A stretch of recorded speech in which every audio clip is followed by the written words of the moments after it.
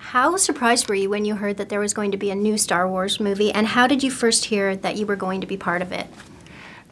I was expecting when Disney bought the whole franchise from George Lucas that they weren't going to put it in a drawer and forget about it. Do you know what I mean?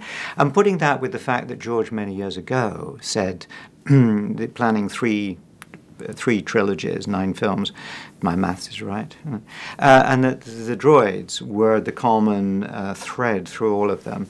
I wasn't that surprised. I was a little, I suppose, intimidated. Oh, it's such a huge thing, do you know? And then the first time I heard about it was a phone call from Kathy Kennedy asking if it was okay if the director, J.J. Abrams, called me. Wow. I said it was okay. And what I immediately got from him was his loving enthusiasm, because as a young child he'd seen Star Wars and clearly it had stayed with him.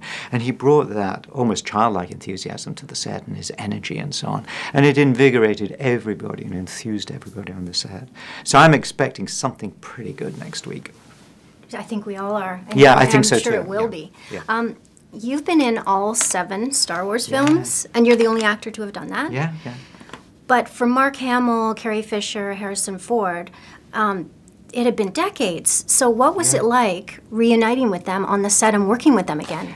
It was an absolute joy because, you know, we've all grown older and we've all got the how do you say, the experience in our faces. Do you know what I mean? Dear 3PO, of course, is totally shiny, new, wonderful face, but not mine. So like everybody else, we've moved on over the years. But also I think there was a kind of sense of, I don't know what it would be, calm acceptance that we are all going to be a part of this and we're all going to be able to do it really nicely and whatever.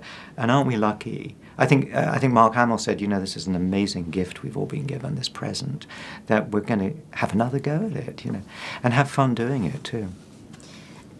What can you tell us about 3PO's journey in this film? Everybody wants to know little snippets of The Force Awakens, and next week you will know more than snippets. 3PO is 3PO. We must know that often he's, you know, he'd rather be in the sitting room somewhere or translating some nice diplomatic stuff or serving drinks or whatever.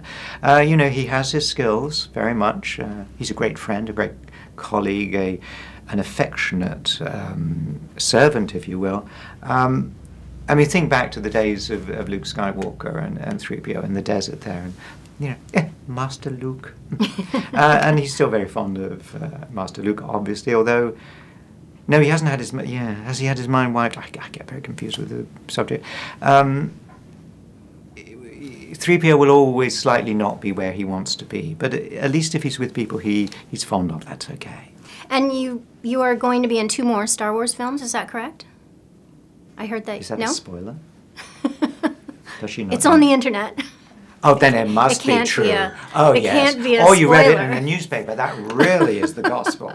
When are you going to stop believing in what you see? Have you seen all these? Have you seen all these ideas, these spoilers that you see on the internet? Some of them are hysterical. You know, some very bright minds out there thinking these things up. We'll have to wait and see if 3PO survives The Force Awakens. Thank you so much for talking to me today. It's a real pleasure. And I love the necklace. Definitely you should wear that at the screening.